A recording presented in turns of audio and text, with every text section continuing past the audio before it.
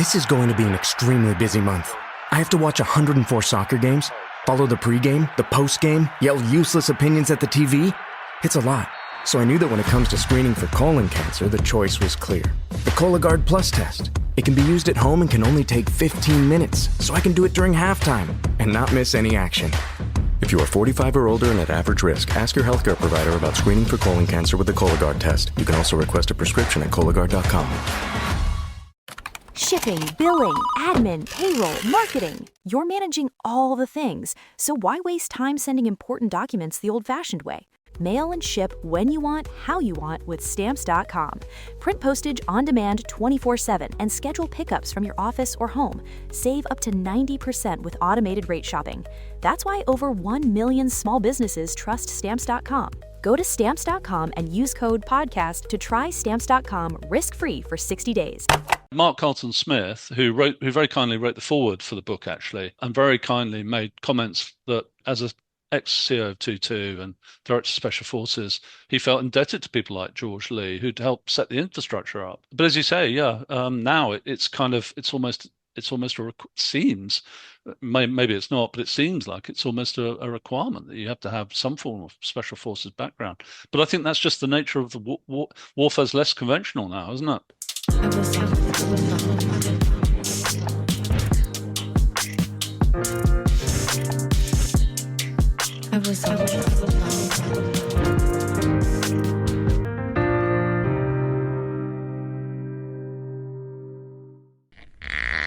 Drink?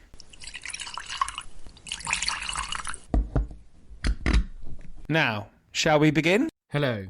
After the Second World War, the SAS was disbanded, but when a communist insurgency broke out in the British Imperial possession of Malaya, the SAS was reformed. In the years following, the regiment came under the command of an extraordinary soldier, George Lee, veteran of Arnhem and known as the Soldiers General. Joining today is Rupert Hague Holmes, author of Lee's biography, as we discuss the man and the Special Air Service as it evolved from a distrusted regiment to a finely tuned counter-insurgency unit and the envy of the United States.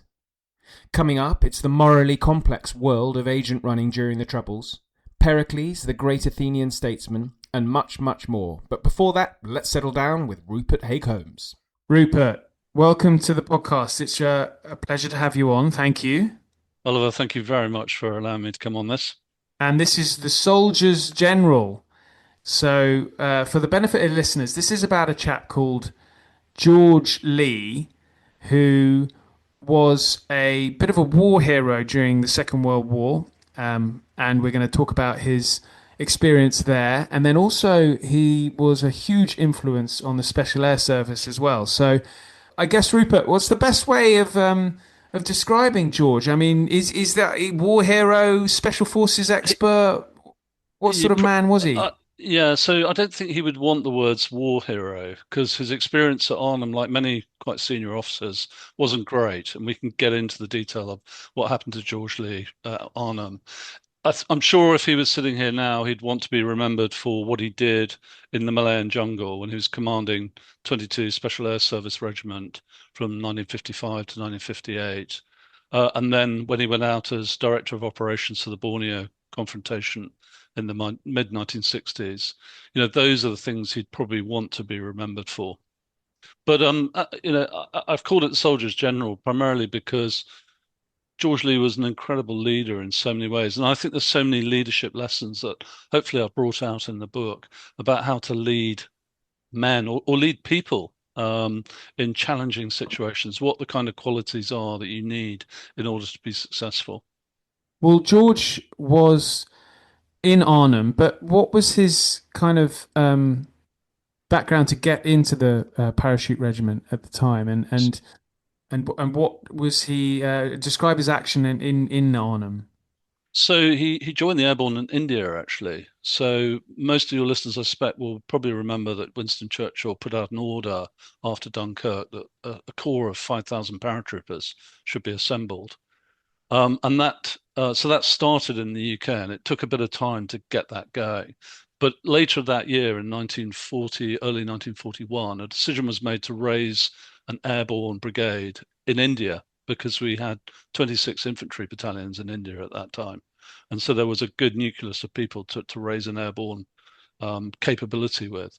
So George joined up in mid-1941. He'd been commissioned into the Lancashire Fusiliers. He was serving at Quetta, and I think, like many of his colleagues, brother officers, he was bored out of his mind.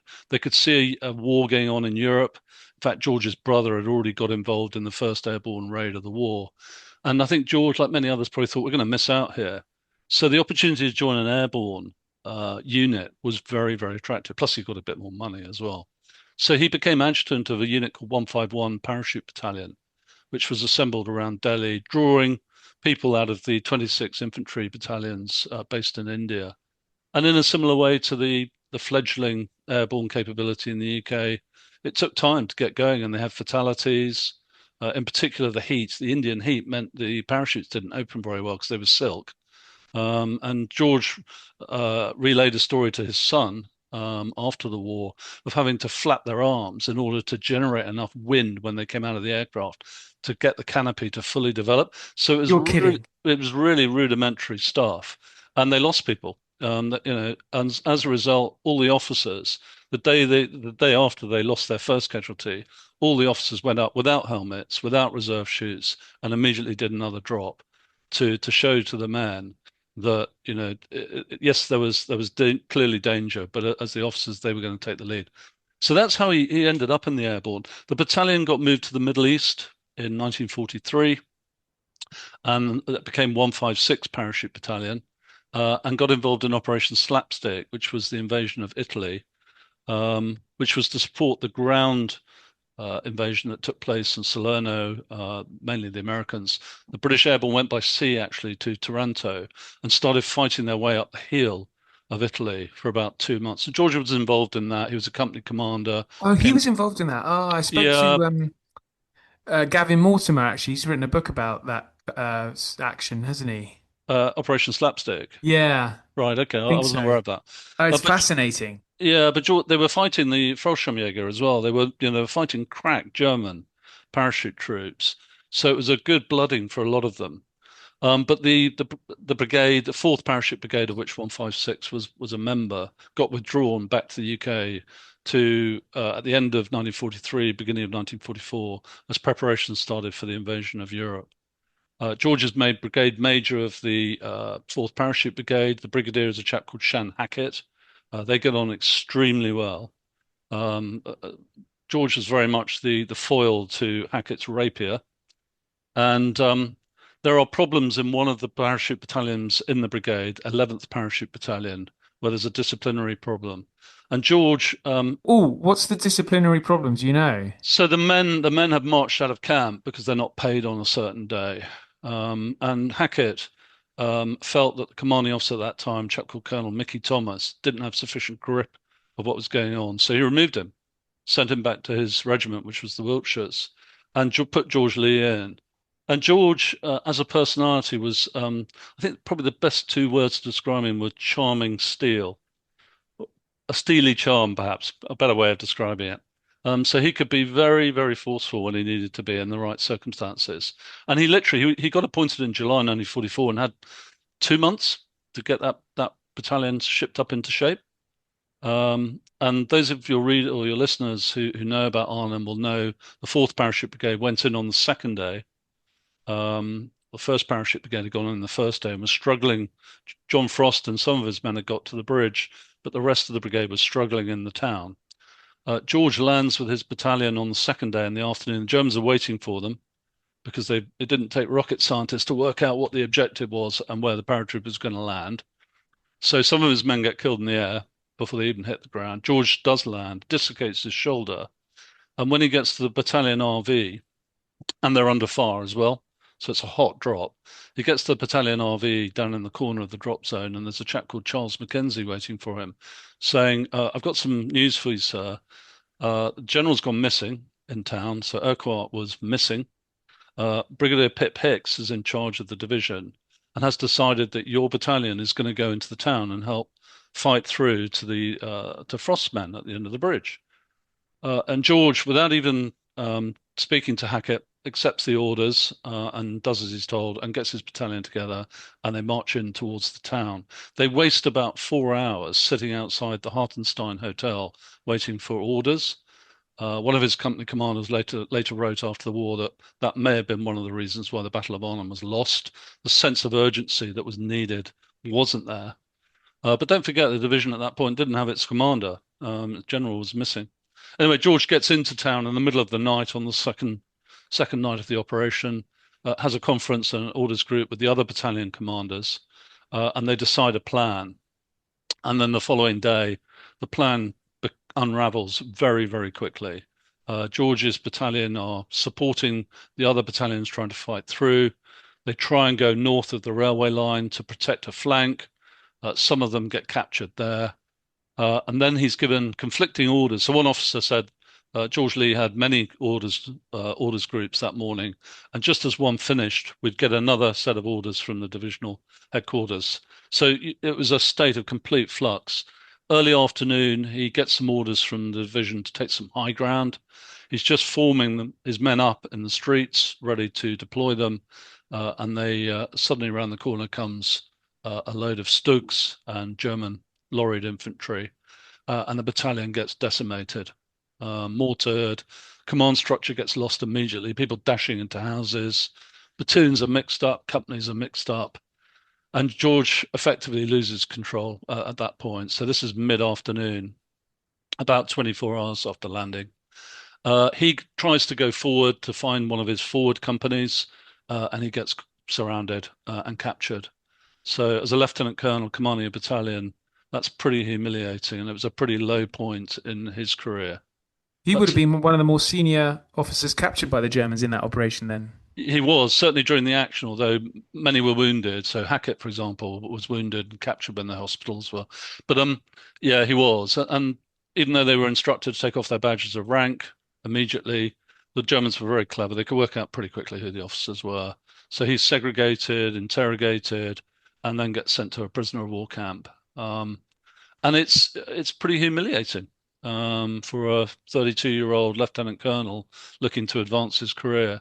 And I suppose, like many officers at Arnhem, he thought that would be the end of his career. Anyway, when he gets released, he gets sent out to India again. Just on Arnhem, then, did he reflect on the operation itself, and did he make any criticism of? Well, there's Boyd Browning, who is the commanding officer of the man in charge of the division, the airborne division, and then also Montgomery, whose plan it was.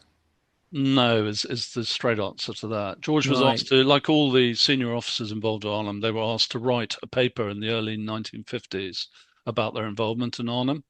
And there was no direct criticism by George of the plan or the or what happened. So he was, I think, politically astute. Don't forget, he was still in the army at that point. He was a lieutenant colonel looking to progress, and I think it wouldn't have probably advanced his career to. Yes, because Monty's CGS at that stage, isn't he? Yeah. In fact, Monty was at Shape at that time in the mid-1950s, just before George goes out to Malaya, and George is on the staff of Shape. So it really, when he's asked to write these papers for the Cabinet Office to keep a record of what happened at. I think George was pretty politically astute and realised, there really wouldn't have been much to have been gained by being critical of anyone.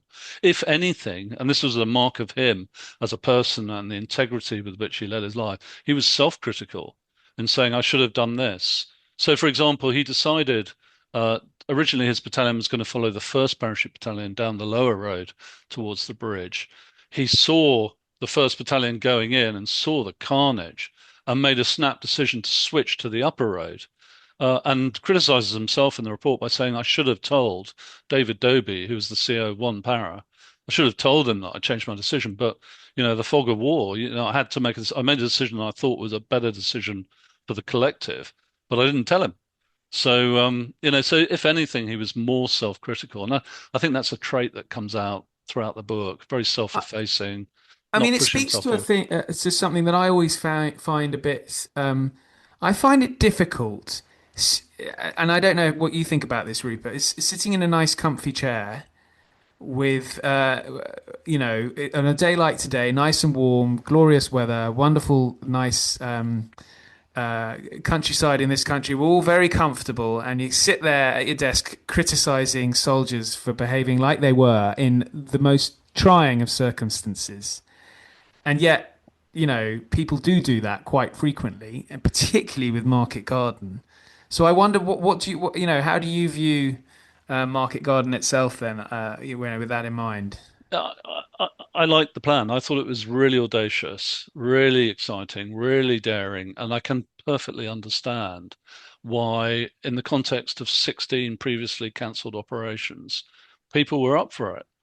The reality was that airborne troops are always going to be lightly armed. And always have only got one really big tactical advantage on their side in that context, which is surprise. And if you don't send the whole division in, the logic for the airlifts was right, and since the Americans had to be given the full capability. But they should have tried to find more planes to put the first airborne all in on one day, or the vast majority of them in on one day. And I think personally that's where the plan came unstuck. They just didn't have sufficient people. And it was very obvious to the Germans very quickly what the objective was. The Germans had an incredible knack, and you must never lose sight of this. They showed this throughout the war. The Germans had an incredible knack of being able to pull together disparate groups of soldiers, airmen, naval people. So there were Kriegsmarine people fighting at Arnhem. There were Luftwaffe people, and yes, there were the SAS people as well. But they had this amazing ability to be able to coordinate quickly and pull people together. And you mustn't lose sight of that. The Germans reacted very, very quickly to what was happening. I guess at the time, the airborne division was quite a kind of new force. This gave him a taste for sort of the more special forces element of fighting then, rather than returning to a different sort of soldier and different kind of job. So just on that, so the First Airborne Division had never fought together as a unit. Some of the battalions and the brigades had fought together in the Middle East, but Arnhem was the first time the division had fought together. So you've got all those tensions around command structure and all of that. But to answer the question, did that kind of change Lee's perspective? I think he was always someone who was interested in unconventional forms of warfare. So that's why the airborne was of interest to him in the first place. After the war, in fact, he was offered command of a battalion of the Lancashire Fusiliers, which was his parent regiment, in Trieste in the mid-1950s, but it got disbanded before he could take command. And he wasn't first choice to be CO of 2-2. So, but I think, he was absolutely the right person to have led 2-2 at the time that he did, because the SAS in those days isn't what it is, and isn't what the public perception of it is now. It was quite a disparate group of irregular people. And so bringing someone, and it was like terribly frowned upon, really, by the upper echelons. Which nowadays you see the special forces guys. I think the current head of the army was in the special forces. You see a lot of special forces guys at the top now. You do, and it definitely was frowned on at the time. So when Mike Calvert set up the Malayan Scouts in Malaya and went around recruiting from various infantry battalions in the Far East, basically commanding officers used that as an opportunity to get rid of their more disruptive soldiers. And poor old Calvert, I think, much maligned, I think, he was getting ill towards the end of his command and couldn't pull it together in the way that it needed. Despite all his Chindit experience, etc. But when George got the call up, it was a bit of a shock. He wasn't first choice at all. He didn't really know very much about the SS. In fact, people didn't really know much about the SAS in those days. And they were perceived, as you say, as a very irregular, slightly undisciplined unit that really, at the time George took control, weren't really achieving that much operational success in the Malayan campaign. What does he bring to the party, as it were? This is the first time, he takes command, but he's never been in the SAS, has he? Well, there's a lovely anecdote that I tell in the book. The book's full of anecdotes like this, by the way. Yeah. But he literally he describes himself easing into the commanding officer's chair on the first morning as commander, CEO of 22, and in marches the RSM, who was a real martinet, called Sid Reed, salutes him and says, "Morning, sir. I'd like to know what your policy is." And George reflects later, I must have been a serious disappointment to this man. I had absolutely no idea what my policy was. So yeah, he went in completely cold, but with loads of steely charm, he started weeding out soldiers and in particular officers who he didn't feel were suitable for what the vision he had for the SAS. Started weeding them out, started installing discipline. So Sid Reed was newly appointed as well. He was the martinet who went around, enforcing discipline. But George certainly could be a disciplinarian when it was needed. And he started changing their tactics. So they have been doing long-range patrols 3 months out in the jungle, and not really achieving. They were killing bandits, but they weren't really achieving that much. George changed that and started putting squadrons into forts, and giving them a more exact area where they could start executing their hearts and minds strategy of dislocating the local villagers from the terrorists. So stopping the terrorists from getting food supply and accommodation in the jungle. So change of tactics, a much more disciplined structure. And just sorry to interrupt you, but just zooming out a bit of on the Malaya emergency. What exactly were the British dealing with here? They were dealing with a communist insurgency. So the people who had been fighting on their side against the Japanese during the war, at the end of the war, wanted independence. And the Malayan Communist Party set up effectively a terrorist wing to fight the British to get independence. So it was all about independence. The Brits couldn't let Malaya go. Economically, Britain was broken at the end of the war, and the rubber and the tin plantations in Malaya were a good source of foreign income for the country. So, aside from the fact there was also the Cold War had started by then in the 1950s, and a general desire to stop communist domination in Asia. So that was the context. I see. So what sort of operations in particular were the SAS getting up to? I mean, because nowadays one thinks it was very difficult, I suppose, in the last sort of 30, 40, 50 years to know what the SAS have actually been up to, apart from, the odd famous incident like in Iraq. So what were they doing in the jungle in Malaya?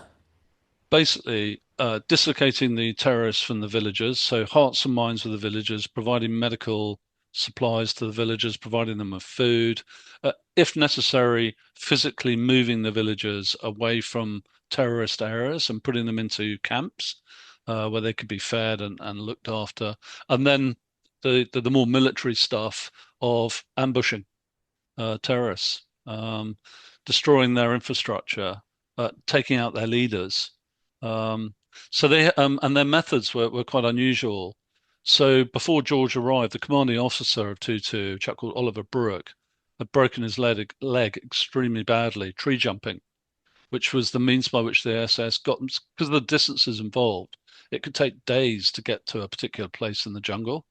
The SAS adopted this practice of tree jumping, where they would jump out of aircraft from about 400 or 500 feet into the tree canopy of the jungle, and then let themselves down.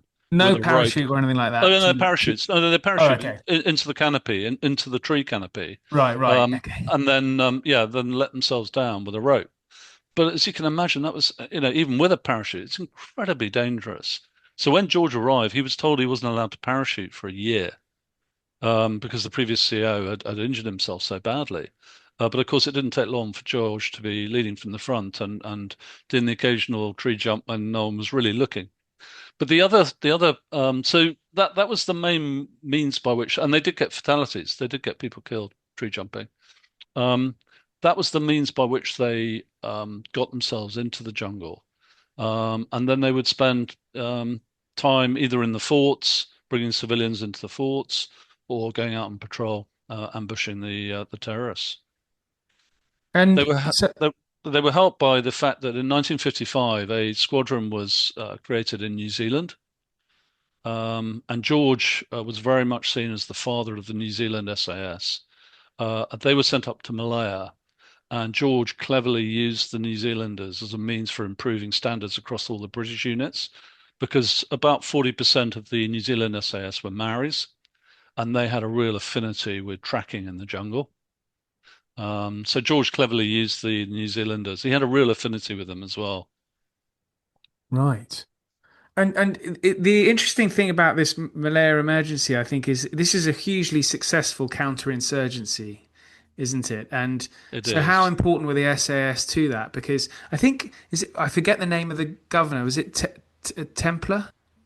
Yeah, Sir Gerald Templar, yeah. Yes, So he's a key figure here, isn't he? he is, although he's only there really for the early parts of the emergency. And certainly by the time George arrived there, the tide was turning. And Chim Peng, who was the leader of the Malayan Communist Party, had at that point retreated over the border into Thailand and was trying to run operations from Thailand. But with the change in methods and tactics, not only the SS, the Gurkha battalions, and also the infantry battalions were beginning to make real inroads into killing the terrorists, and in particular, hitting the command structure, killing the local terrorist leaders. Yeah, eventually Chim Pen, I think, put up the white flag, and effectively Malaya was declared independent in 1958. Okay. And so this means then that Lee's success with the SAS, I, how important is that? Because, this is a regiment that's future is looking fairly uncertain. Well, definitely. When he got out there, the War Office wanted to disband the SAS at the end of the Malayan emergency. So, alongside all the going out on patrol with the guys, going hard routine as he did with them to demonstrate he wouldn't expect them to do anything he wasn't willing to do himself, he also played a very important ambassadorial role. So, not just a desk bound CO, but had a lot of visitors. So, Anthony Eden came out shortly after he'd taken command. The Duke of Edinburgh came out, and George cleverly put on a show for them where they'd show them a bit of tree jumping, and he'd get the Aboriginal trackers that they had. They'd show them their craft, how they'd track in the jungle, how they'd make fires, and of course this went down really, really well with all the senior army officers that went out and went through the SAS. And the Duke of Edinburgh in particular was highly impressed by what George was doing. And that message, of course, filtered back to the War Office that here we had a guy who was running this slightly unruly unit, had kicked it into shape, and they were starting to get some proper operational success. To the extent that two squadrons went down to Oman after George had left command, and there was the infamous Jekyll mountain assault. Just showed that the SAS could operate not only in the jungles but also in the desert as well. So George played a massive role, I think, along with his team. It wasn't just him, and if he was sitting here right now, he would say I was just the leader of a very, very good team. People like John Woodhouse, who was Mr. SAS in the 1950s, 60s, John Slim, Viscount Slim's son, Dare Newell, who's back in the War Office in the UK, reinforcing all the messages. Woodhouse had already set up selection by then, and selection hasn't really changed that much since the 1950s. And you had others, Johnny Cooper, who was one of the originals from the desert. He was a squadron commander under Lee. So he had some really, really good people around him. And I suppose that's often the test of a good leader, isn't it? Selecting good, putting good people around you. So, he really does solidify the SAS as I guess, a going concern in the British Army then. Absolutely. And if there was any doubt what they'd done in Oman, although that was not under his command, that just reinforced the point that here you've got a unit that can be used for strategic reasons. They are not a one-trick pony. They're not just a jungle warfare unit. Was there any kind of controversy lingering over them? Because as you're aware, the SS is not without its detractors. Certainly, disbanded in 1945. The upper echelons don't like it. As you know, I'm writing about Northern Ireland and their problems there, or their criticisms there. I mean, what was the reputation, moving into the 60s? Much improved. Much improved. But in a sense, when the regiment came back from Oman and got sent to Hereford, it really no one really knew quite what we're going to do with these people. Yes, they've demonstrated they can operate in Malaya. Yes, they've demonstrated they can operate in Oman, but we've got them back in the UK now. So George had, by that stage, he went directly to brigade command from commanding the SAS. So successful was his tour. And so he used to use the SAS as the enemy for his brigade exercises in the West Country. So he certainly, and of course that meant he could keep going to Hereford and finding out what was going on. But then, of course, you had the Indonesian conflict kicked off in the mid 1960s, and again, that really showed that the SAS could really make a contribution into again what was probably very asymmetrical warfare. Well, he ends up as a lieutenant general. So what's his jobs after the SAS? Okay, so ignoring all the staff college stuff and all of that, he's given brigade command after the SAS. One of the brigades based around Plymouth, which is part of the Strategic Reserve. He then gets what he would have described as a fast one. He gets sent out as a major general. He's already commanded a territorial division, which many people thought probably that might have been the end of the road for him. But he gets what he described, and I describe in the book, as a fast one. He gets a letter one morning from the military secretary saying, George, you need to go to Africa. We've got the breakup of the Central African Federation, which was Northern Rhodesia, which became Zambia, Nyasaland, that became Malawi, and Southern Rhodesia. That is all being split apart. And we need a two-star out there, two-star general, to make sure that there isn't a bloodbath out there. And you're the man.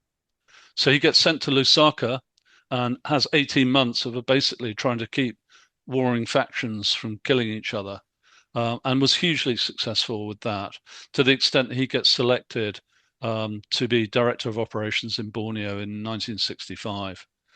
And that really, I think, along with, so there's 3 points in his career. Arnhem, SAS we talked about. I think Borneo really was a crowning achievement for him. To a certain extent, it had all been set up for him by Walter Walker, but George really brought it. In the 18 months he was there, he brought Suharto to his knees.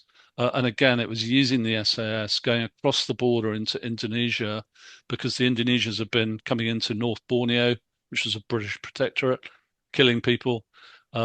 George was using the SAS and the Gurkhas and some of the infantry battalions to effectively go into Indonesia and hit the Indonesians before they even came across the border. Those operations were called Claret, was the secret name for them, and they were highly secretive at the time. Yes. The British government did not want to admit that they were allowing British service people to go into Indonesian sovereign territory, killing Indonesians. So every time, George personally had to authorize each of those Claret operations. And so every time he did that, he was carrying the responsibility and the reputation of the British government. But they were hugely successful. He was helped, I think, by a coup in Indonesia, where the army effectively took over Indonesia, and a more sensible chap, I can't remember his name, general, took over as leader of the Indonesians, and I think realized militarily two things. One, they were going to lose this conflict if it ran much longer, and two, financially, they were bust. So George, I think, very cleverly used those Claret operations to, every time the Indonesians started thumping the table at the negotiating table, George would authorize another Claret operation to remind them that, they needed to talk. So it was really clever, a really good example of the military being used for political means. I guess this is a controversial one, but I wonder how he would have got on in Northern Ireland, because the SAS weren't exactly averse to crossing into the border into the Republic. Well, he was a Far Eastern counterinsurgency specialist, Yes. And actually, You can get away with stuff there that you can't get away with here. Yeah. I don't think he. Yeah, I'm not sure. It's hard to say, isn't it? But Yeah. I think you just got to put the context out there that he was a Far Eastern counterinsurgency specialist. And Interesting. people often say to me, "Well, Rupert, if he was so good, why did he not become Chief of General Staff?" Well, I think there's a load of reasons for that. So his last job in the army after Borneo, he got knighted after Borneo, by the way, as a Major General, which Walter Walker didn't. Walter Walker got knighted a lot later, but there were political reasons for that. George got a knighthood on the back of what he did in Borneo. And he got sent to Washington. This is 1968, 67, 68, as head of the British Defense Staff at a really sensitive time when the Americans were getting really stuck in Vietnam. And President Lyndon Johnson wanted Harold Wilson to put British boots on the ground. And the British government, quite rightly, because we were broke by then, didn't want to do that. And also politically, we just didn't want to start picking up casualties in Vietnam in a very unpopular war. So I think George was sent as a sop to the Americans to help them understand hearts and minds, how you run a counterinsurgency campaign. And he spent a lot of his time going around staff colleges, talking to the various different American commands about waging counterinsurgency campaigns. And what you need, hearts and minds, a political solution to run alongside your military solution.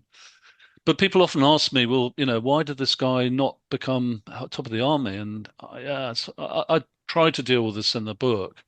Got to remember that the person or the officer that sent out to be head of the British Defence Staff was, at the Americans' insistence, had to be top flight, i.e. top 1% of officers.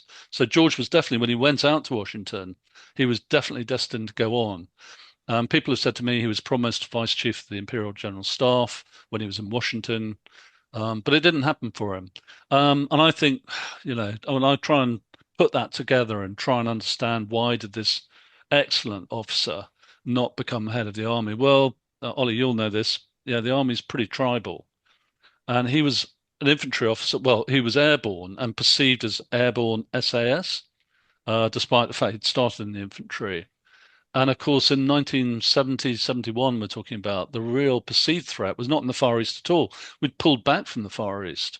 The perceived threat was the massed ranks of Soviet armor that were going to pile West across. Germany, yeah. And George, and this is the Achilles heel of it all, George had never served in BAOR, not once. Right. He'd never commanded a brigade or a division there. And this is sort of tanks and a lot of armor. Yeah, and not Far Eastern counterinsurgency. So, I think that probably didn't help. But what really probably didn't help was, whilst he was in Washington, an article was published in the London Evening Standard by a chap called Tom Pollock, journalist, about the Claret operations. And in that article, he'd said that some senior officers had now decided it was time that the public knew what had happened in Indonesia. And of course, George was one of the people fingered for that. There's no way in my mind, having studied the man, he would have spoken to a journalist about Claret. He just wasn't that kind of person. First of all, why? What's in it for you? If you want to go to the top of the army, you don't start engaging in something that was highly secretive and that the government had sensitivities around. He'd also got his fingers slightly burnt in Borneo with a journalist, where they'd entertained a group of journalists. And one journalist had gone back to the UK and said, this Borneo thing's all about just feathering the Sultan of Brunei's nest, isn't it? And the Sultan took real exception to that, which wasn't what they'd been told at all. But, so he'd already had a slight unfortunate brush. So I just can't see that, George would have leaked that. Well, why would he have done that? So, I think it was more, he'd never been in BAOR, and that was the future. Well, and in fact, the person who did become Chief of the General Staff was a chap called Mike Carver, who was a tank officer. So and actually, if you look at the succession, it was either tanks or Royal Artillery, Royal Engineers. There were no airborne SAS officers in that period. So we're talking probably a decade, 15, 20 years, who were CGS. And as you rightly say, now we're beginning to. Well, it's nothing but now, yeah. Well, so you had Mark Carlton Smith, who very kindly wrote the foreword for the book, actually, and very kindly made comments that, as an ex-CO of 22 and Director of Special Forces, he felt indebted to people like George Lee, who'd helped set the infrastructure up. But as you say, now it's almost seems, maybe it's not, but it seems like it's almost a requirement that you have to have some form of special forces background. But I think that's just the nature of the warfare's less conventional now, isn't it? Yes, exactly. And we'll see where we're going to go with this defence investment plan. But look, Rupert, this has been fascinating. And the book, listeners, is The Soldier's General, the biography of Lieutenant General Sir George Lee. And thanks so much for coming on. I'll put a link in, and I think also, Rupert, you have... Okay, so if I put a link in, it'll be on the bookshop.org. Presumably, can I get it from there? Or I'll just give you my Amazon. email. If your listeners if they would like paper copies, paperback, go on Amazon, where there's 19 positive reviews. But if they want a hard copy, yes, I will give you my email address. They can email me and I will sign it for them. Hardback copies, signed hardback copies available from Rupert. So with colour photos. With photos, exactly. So I will put links in, so that's all very doable. Rupert, thanks so much, and best of luck with the book. Thanks, Ollie. Great to chat. Thanks for having me. We've come to the end of this club meeting, so thank you for listening. If you want to get in touch about club benefits, please do, either by email or on X or Instagram. Links are in the show notes. I've also included my Substack link so members can read articles I've written on various matters that may be of interest. The History Book Club is written and presented by me, Oliver Webb-Carter. Music is by listener Chat DMZ. Episodes continue next week and every week, so please do join, subscribe, and if you can provide the club with a 5-star rating, we would be delighted. In the meantime, I thank you again, and now I have to usher members out into the real world. Until next time.